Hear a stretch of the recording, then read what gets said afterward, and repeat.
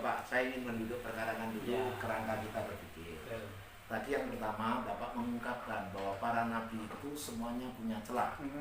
Dan untuk itu Bapak menggunakan referensi sumber dari Bible. Mulai Nabi Adam sampai berikut-berikutnya. Begitu masuk Kanjeng Nabi Isa, kenapa jenengan menggunakan Al-Quran? Nah itu yang pertama gitu. Kemudian yang kedua, seyogianya dijelaskan dulu dong Nabi Isa di dalam Bible. Ternyata jawaban penjenengan, loh, kalau dalam Bible jangan tanya lagi, webat. Bahkan sampai Tuhan kan gitu. Walaupun apakah benar di Bible itu ada ungkapan kisah bahwa beliau itu adalah Tuhan, gitu kan ya, ini pertanyaan. Nah, jadi begini Pak, sebenarnya kalau Bapak mau memperbandingkan, Bapak harus menggunakan sumber yang sama dulu. Jangan membedakan sumber. Kalau Bapak membedakan sumber itu menjadi masalah. Pertanyaan saya kan gini, Bapak percaya dengan Al-Quran? Iya. Nah, kalau begitu, Bapak jangan menggunakan dasar Al-Quran dulu. Karena yang Bapak percaya yang mana dulu? Karena sumber itu kan saya di tengah-tengah. Oh, belum ya? Belum. Oke, jadi Bapak menyampaikan menurut ini. Nah, gitu kan. Soalnya tadi menarik kalau penjenengan mau mengungkapkan kisah versi Bible. Nah, kira-kira gitu ya. Nah, sekarang yang perlu ditanya, yang perlu dijawab itu adalah apakah kisah cacatnya para nabi itu benar adanya? Apakah benar adanya? Nah, kan gitu kan Pak, apakah benar adanya? Karena Bapak menggunakan landasan Bible yang kita posisikan Bible bisa salah bisa benar, ya kan? Al-Quran dalam posisi Bapak bisa benar bisa salah gitu kan ya. Nah, oleh karena itu monggo dipersilakan bagaimana sebetulnya wajah para nabi tadi, apakah benar punya cacat ya? Dengan dari argumen yang bisa diterima termasuk bisa dari Al-Quran, bisa dari Bible sendiri. Karena cerita-cerita penjenengan tadi termasuk cerita-cerita yang oleh beliau berdua pasti ditolak. Ya, karena tidak ada nabi yang cacat itu tidak ada. Nah, kira-kira begitu. Monggo. Ini untuk meluruskan dulu argumentasinya. Walaupun sebenarnya ini memang sedikit agak mundur, tapi biar kita memberi ruang untuk saya kasih ayat tadi bahwa Nabi Muhammad itu disuruh mengikuti milah Ibrahim. Ya. Kemudian di dalam Islam dikatakan la nufarriqu baina ahadin minhum. Janganlah kamu membeda-bedakan di antara man kalam Allah. Agak keras dikit volume. Jadi ada di antara mereka mempunyai fabatalna ba'dan nabi bi ba'din wa minhum man kalam Allah. Kami berikan keutamaan bagi setiap nabi. Jadi setiap nabi itu punya keutamaan masing-masing. Dan kami berikan kepada Musa kalimullah, julukan kalimullah. Itu yang belakangan ya? Kemuliaan. Ya. Jadi Islam tidak sangat memuliakan semua nabi. Mulai dari yang jenengan sebut tadi sampai terakhir termasuk Nabi Isa. Ya. Kemudian cerita-cerita yang Bapak bangun tadi itu ya, sumbernya yang tadi itu ada yang sebagian dari hadis, ya kan? Ya. Kemudian status hadis ini begini Pak, hadis ini tidak semua hadis bisa kita terima mentah, karena kita ada klasifikasi hadis, kita sudah tahu itu. Jadi makanya kalau ada satu cerita kadang-kadang kita mengukur di mana itu. Kadang-kadang ada hadis-hadis Israiliyat. Kemudian yang perihal-perihal nabi-nabi tadi itu semestinya tadi sudah disebutkan oleh beliau. Perbandingannya seharusnya apple to apple. Kalau jenengan bandingkan nabi-nabi tadi versi Bible, jenengan juga membandingkan Nabi Isa yang terakhir versi Bible. Tadi kan seharusnya begitu.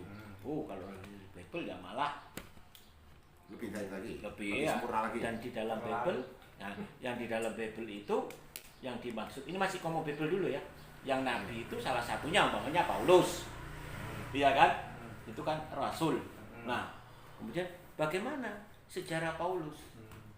Apa yang negatif katakan? Wah, ya udah. Jadi sejarah Nabi itu semua dalam Bible ya negatif, kecuali Tuhan. Kecuali Tuhan, Isa. bukan kalau di Bible Isa bukan Nabi. Isa bukan Kalau Nabi. di- Yesus itu Tuhan. Kalau di Sakti Yewa. Enggak, tadi kan kita ngomong bicara Bible. Ya. Kalau di Bible, Isa itu Tuhan, bukan nabi. Terus? Lah iya, diakui sebagai Tuhan. diakui sebagai Tuhan. Tapi pernyataan Bible apa ada? Yesus Enggak ada. Ya, Mereka pemahaman mereka begitu. Tidak ada Yesus sendiri yang mengatakan bahwa dirinya adalah Tuhan. Tapi dulu awal-awal ini kan sudah saya ceritakan. Itu pengakuan Tuhan itu tidak usah menanti dari mulut. Ya, karena dari santri. Nah, dari ya. murid-muridnya tadi loh. Ya. Sudah ingat ya? Yang namanya Tuhan itu pasti mendeklarasikan dirinya.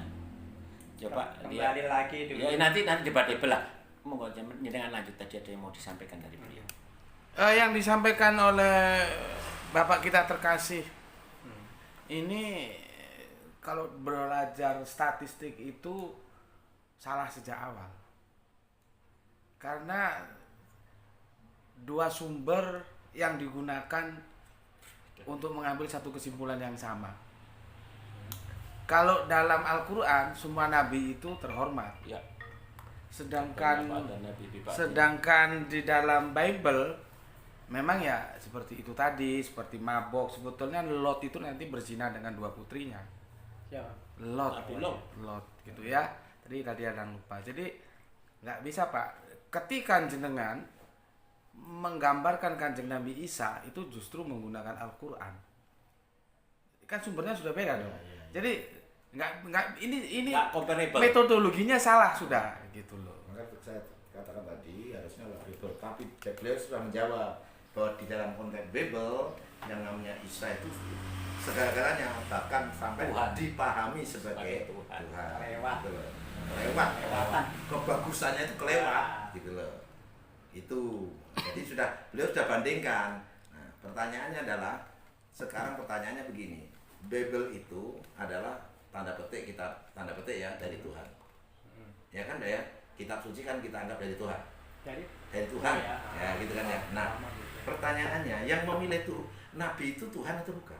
Tambah gula dikit. Yang memilih nabi. Yang memilih nabi, menunjuk nabi. Ya Tuhan lah. Nah, kira-kira Tuhan itu bisa salah pilih itu enggak? Enggak mungkin. Ya berarti kan nggak salah. Berarti Bible salah, coret saja Bible Pak. Enggak bisa. Loh, Bapak kan bilang tadi bahwa Tuhan tidak bisa salah. Ya kan, memilih nabi pasti yang dipilih benar. Baik-baik lah. Baik-baik orang. Moralnya terjaga. Mosok anak Tapi itu. kalau ada cerita gitu negatif. Berarti ceritanya Gini, apakah di Islam itu ada cerita negatif atau enggak? Tapi yang jelas Islam mengajarkan jangan menceritakan aib orang lain. Bukan, kalau di dalam Islam Ya, itu, ya, betul. kalau di dalam Islam jelas dalilnya. Bagaimana? Faddalna ba'dan nabi bi ba'din. nggak boleh Kami dibanding-bandingkan. mengutamakan dari nabi yang satu ke nabi yang lain. Setiap nabi itu punya keutamaan. Punya keutamaan. Masing-masing. Tapi kelemahannya kan tidak dibicarakan. Karena kita tidak melihat kelemahan dari nabi, karena itu pilihan Allah. Karena tidak diceritakan, tidak boleh diceritakan. Jangan Oke, bisa Pak. aib orang lain. Pertanyaan kembali konsisten Pak, mari Ya. konsisten. Ya, konsisten dulu Ya. ya. Tuhan tidak mungkin salah. Ya. Termasuk memilih nabi. Hmm. Kan tidak mungkin orang brengsek dipilih jadi nabi. Mosok saya diangkat jadi nabi, ya tidak mungkin Tidak toh, Pak. mungkin. Nah, Jelas. mosok Salomon yang berbuat begitu, Nuh yang berbuat begitu, Lut yang berbuat begitu, ini yang berbuat begitu, kok nabi? Buat begitu. Ya, tadi kan penjelasan sampaikan, Iya. menilai dulu kan? Betul. Ternyata semua punya cacat, Hmm. ya kan? Nabi kan tidak boleh punya cacat Pak, wong itu manusia pilihan. Betul. Nah, Betul ya? nah sekarang Bible mengatakan mereka kok punya cacat, berarti Bible ngawur Pak. Sekarang kalau di Al-Quran ya. Enggak Pak, itu dulu di Bible dulu, di Bible dulu. Ya betul, umpama ini masih sementara ya. Katakan Bible tidak Iya, pakai. karena dia Salah informasi menyampaikan Bible manusia salah. Gitu. Sekarang informasi di Al-Quran. Mm-mm. Kok Nabi Muhammad itu kok istrinya 4, bahkan 11. yang saya dengar namanya saja 9. Ya. Bahkan ada yang kata 20, ada 23. Dan di antara banyak itu semuanya itu menurut kacamata modern sekarang ya. Ya. Itu semuanya itu kok Ya. hampir Ya. apa ya, mengandung polemik. Ya. atau kontroversi. Ya. Banyaknya cerita yang Ya. miring lah. Ya. Nah, itu cerita dalam Al-Qur'an bagaimana? Ya, sebentar Pak. Pertama kami ingin tegaskan biar seperti saya katakan sejak awal, boleh katakan bahwa kita ini ketika berpikir mencari kebenaran, kita mesti punya standar-standar pengukuran. Ya. Nah, maka itu ketika tadi Bapak mengatakan para nabi tanda petik memiliki Punya cacat-cacat, ya, dan itu bersumber Itu dari dalam- Bible. Ya. Itu perlu Maka ditegaskan.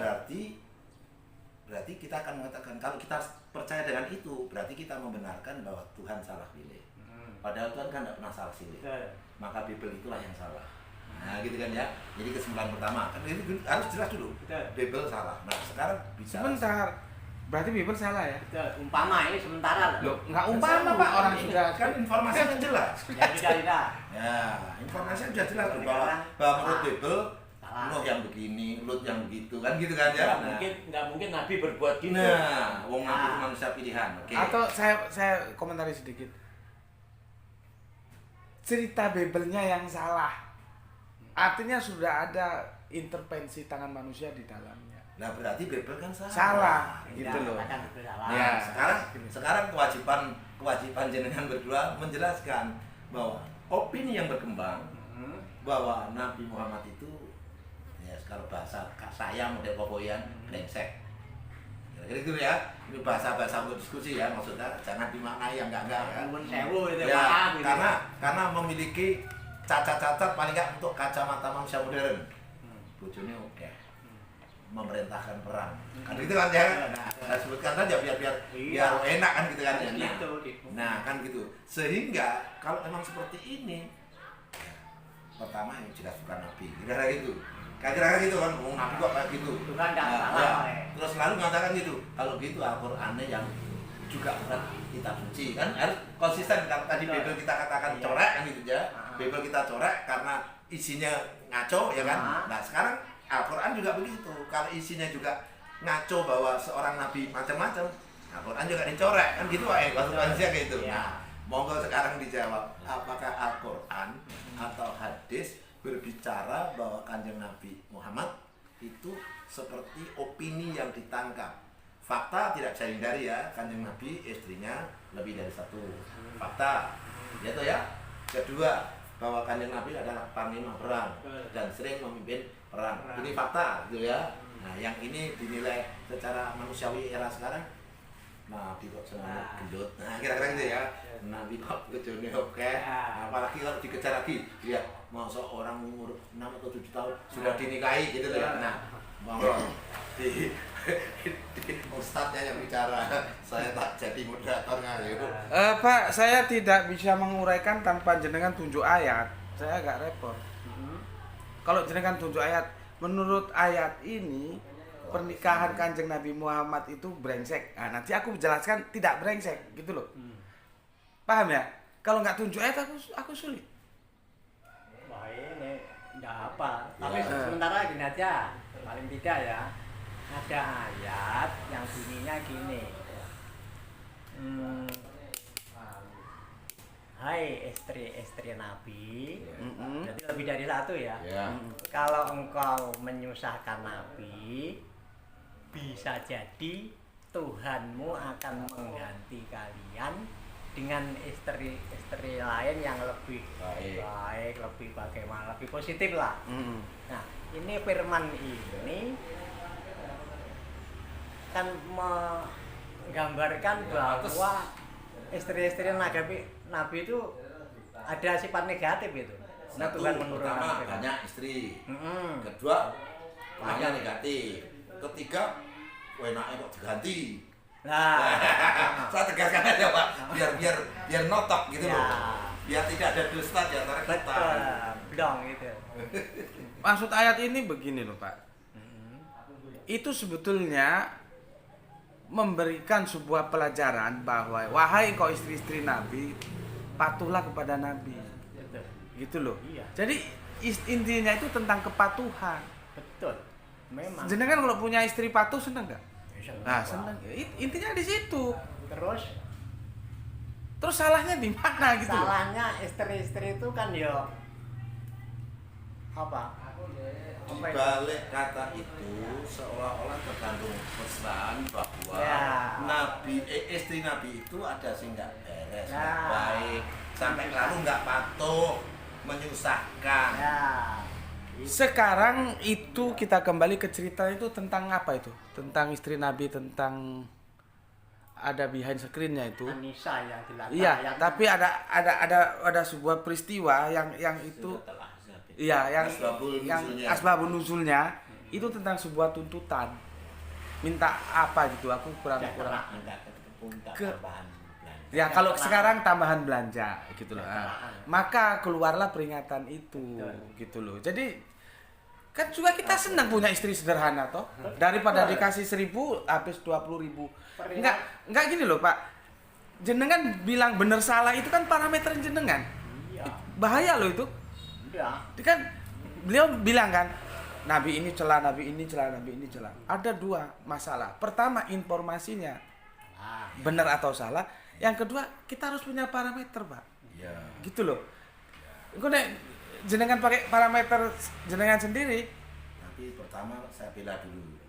Beliau yang terakhir ini kan bicara Al-Quran. betul. Nggih. Nah, ini Kita sumbernya tidak- dari Al-Quran. Nggih. Nah, cuman oleh beliau dipahami bahwa kalau begitu istri Nabi itu punya celah. Loh, lah iya. Punya menuntut suami. Iya. Gitu loh. Iya benar kan itu bagian secretnya ayat itu kan gitu. Nah, Gitu loh. loh masa Nabi punya istri yang tercela? Begitu Pak ya. Pertanyaannya begitu. Nah, pertanyaan semacam ini penjelasanan jenengan apa? Lah penjelasan manusiawi kan? Istri Nabi itu bukan nabi. Anak Nabi itu bukan nabi. Manusiawi, Pak. Itu hal-hal yang natural. Bukan saya nggih. Hukum natural gitu ya. Nabi bojone kathah. Nih. Sakniki dibaleni teng tatanan rasa. Upami jenengan, Nggih. padahal jenengan manusia biasa ngriko nabi, nggih to? Nggih. Nggih to? Orang biasa kemampuannya juga biasa, nabi orang luar biasa kemampuannya luar biasa. Nggih. Nggih. Mantun-mantun kagungan putra penake, kagungan garwa penake 9. Di antara 9 garwa itu tadi, kita kira-kira bisa nggak ngomong rasane? Ya kan kembali kepada kemampuan, Pak. Kalau kamu mampu ya laksanakan. Saya itu yang saya ngomongin Kanjeng Nabi, bukan satu. Saya manusia biasa, makanya saya nggak berani ngomong satu aja. Ya kalau Nabi melaksanakan berarti kan berani, bisa. Itu menurut versi siapa? Ya fakta sejarah melakukan kan. Ya, sekarang Gitu loh. gini Pak, yang namanya hati. Sampai gini Pak ya, ada hadis itu begini. Ya Nabi bermohon kepada Allah, jangan engkau tuntut sesuatu yang aku tidak mampu. Tentang perkawinan itu, karena masalah hati memang. Nah, iya. Nek masalah duit 10 juta, wong 10 ya 10 beres. Makanya itu tadi ada yang sampai mengeluarkan tuntutan. Artinya dalam hati kecilnya ada rasa tidak keadilan atau rasa kepuapuannya atau rasa apa ya? Nggak nyaman. Enggak, kurang Pak. Bukan enggak nyaman lagi. Maunya menguasai itu apa? Ya. Tamak. Tamak. Yang tamak ini yang mana? Istri Nabi. Istri Nabi. Iya makanya dikeluarin ayat itu sebagai peringatan gitu loh. Peringatannya. Pak ini tanya saya ke sono, jawabnya ke sono. Sebetulnya begini Pak, sebenarnya gini masalahnya adalah bahwa mana sekarang apakah itu tertuang dalam hadis atau tertuang dalam Al-Quran, jelas sekali tadi dalam Al-Quran ya, tertuang dalam Al-Quran. Nah, beliaunya lalu menilai kalau ayat itu menjadi semacam Celah. Kenapa? Karena istri Nabi kok. Nah, karena sampai diperingatkan berarti kan gitu kan ya. Berarti ada sebab musabab diperingatkan. Nah, ternyata sebabnya minta tambahan. Entah yang apa saya persisnya emang nggak anu yang menelusuri lebih jauh. Tapi yang jelas lalu karena ada tuntutan lalu istri Nabi diperingatkan oleh Allah kan gitu kan ya. Gitu. Nah sekarang apakah ini beliau menilai itu sesuatu yang kelemahan ya, sebagai kecacatan. Nah, Kelemahan siapa? kelemahan Kanjeng Nabi Kelemahan punya Nabi. istri begitulah. Dia menilai. Loh, setiap orang kan Punya cara. iya memandang segala sesuatu kan bisa begitu. sampai poligami yang mandang sampean brengsek ya oke. Sing mandang sampean enggak brengsek ya oke. Makanya itu Pak tadi gue saya jelas, hati-hati dengan parameter. Ya. Kan Tapi- itu tuh kan tapi beliau punya hak, punya parameter Iya. menurut beliau Ya. gitu loh. Nah, beliau sebenarnya menggunakan keumuman rasa ya, Betul. termasuk rasa sebagai orang Jawa, Umuman. rasa sebagai orang Indonesia gitu loh. Dan itu merasa tidak sesuai dengan culture yang ada di sana dan saat itu. Bisa begitu. Nah, karena gini, Karena ketika Bil- seseorang menilai kan memang kondisi kita. saya beri satu contoh. Ini kita berbicara tentang culture dan kondisi pada saat itu. Ya. Saya ambil satu contoh Pak.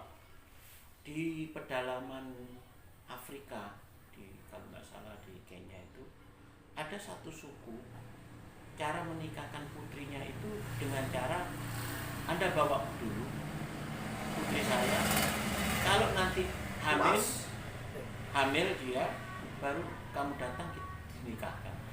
Kalau memang sampai waktu tertentu dia tidak hamil, Anda boleh kembalikan. Itu bukan zaman dulu loh ya, sampai zaman sekarang. Itu karena culture. Kalau kita lihat datangnya Islam, itu banyak merubah banyak culture di sana.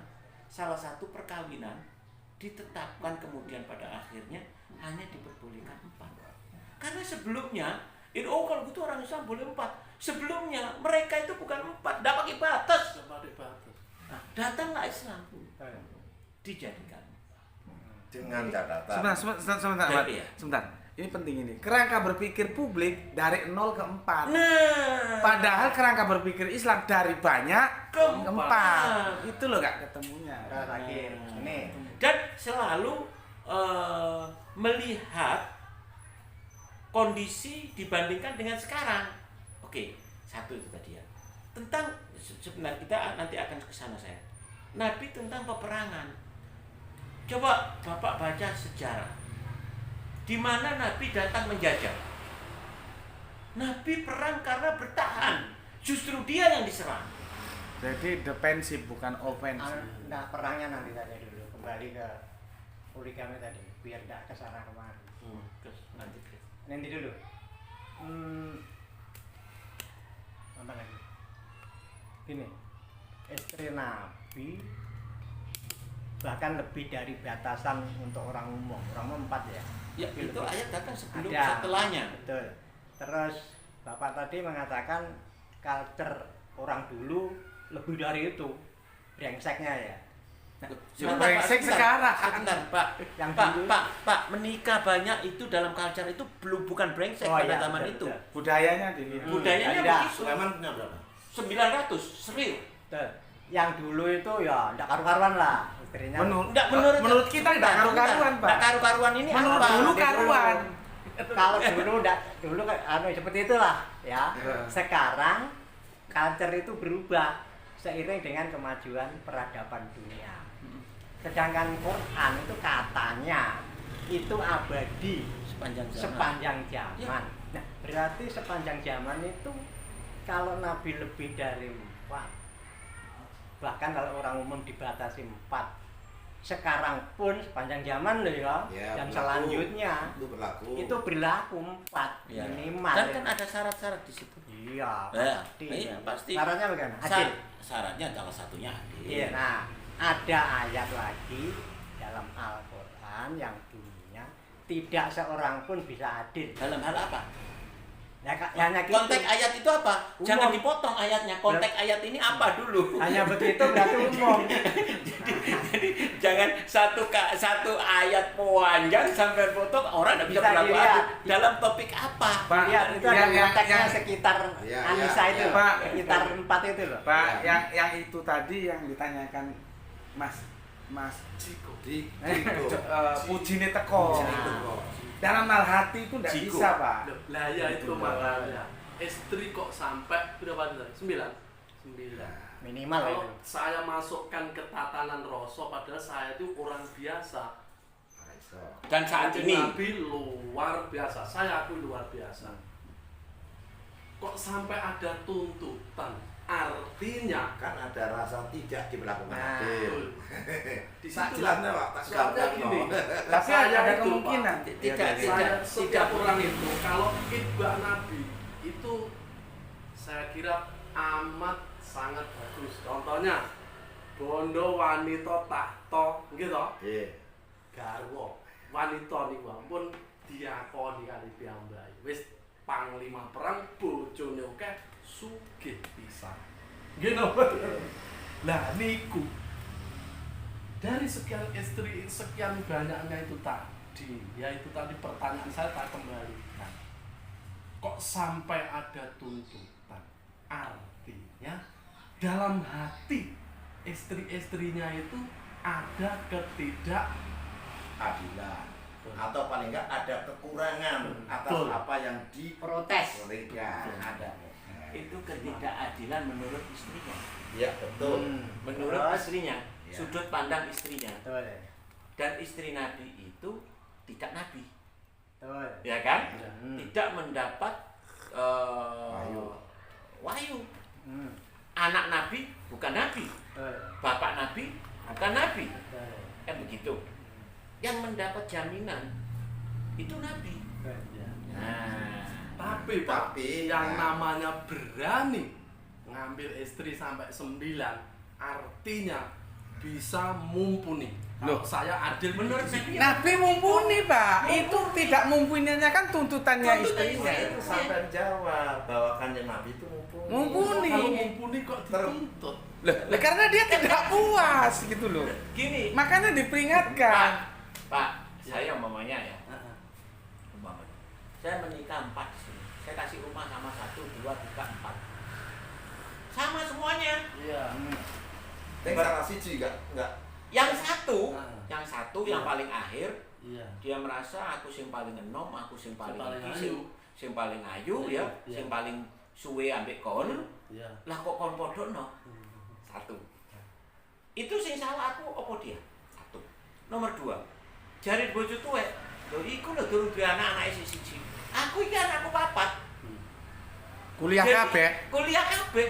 biaya tinggi. Justru salah itu juga. ini kalau kita melihat tidak bisa dari sudut pandang jenengan, Satu sisi. saya atau rasa orang lain, karena itu semua relatif. Lah pada kisah ini terjadilah salah satu istri Nabi Protes. merasa tidak puas. Ya, enggak pernah protes ya bahasa. Belum tentu itu betul dan terbukti disalahkan oleh Al-Quran. Iya. Lek pancene ngono, wara wong ini. Itu tuntutannya dia tidak benar. Karena kalau Nabi salah mesti diingatkan. Ah. Gitu loh. Tapi selain itu sebetulnya ada jawaban di dalam Al-Quran Karim. Sayangnya saya enggak berhafal beliau ini. Sebetulnya kanjeng Nabi pun atau di dalam Al-Quran pun memang dijelaskan khusus untuk perkawinan Pak ya, Iya. bahwa tidak ada lelaki yang bisa adil dalam rasa. Betul. Karena Itu itu, tadi karena yang saya itu keadilan yang dituntut oleh Allah di dalam pernikahan poligami Bukan rasa. bukan rasa, tapi maisahnya bagaimana, bagi waktunya bagaimana, itu yang dituntut dalam Pak, Islam. tapi ini ujung-ujungnya kan yo tatanan Rasul Pak, ujung-ujungnya. Karena rasa itu tidak terukur, Relatif. tergantung sikap penerimaan kita. Pak, jenengan dapat uang pulang dari jalan-jalan 5 juta. Sampai misalnya, alhamdulillah 5 juta. Tapi saya sampai juga, ya kurang ajar. Nyambut kami ini suwi ini kok cuma 2 juta. Uangnya sama Pak. Rasanya berbeda. Ini beda Pak. Nah, maksud saya begini, kalau sudah bicara unsur rasa, Ah, itu betul-betul tergantung sikap kejiwaan yang bersangkutan. subjektif. Oleh karena itu Allah membatasi makna keadilan kepada istri-istrinya. Maka ada laki misalkan ya, itu adalah makna keadilan yang bersifat natural. Bukan rasa. Kalau rasa nggak bisa jadi ukuran karena itu tergantung masing-masing sikap. Misalkan ada loh Mas, aku ayu pinter ngene ngono. Lah kok bojoku ngene, endi keadilan Tuhan? Ngono ya ono Ngeten Pak, maksud kula.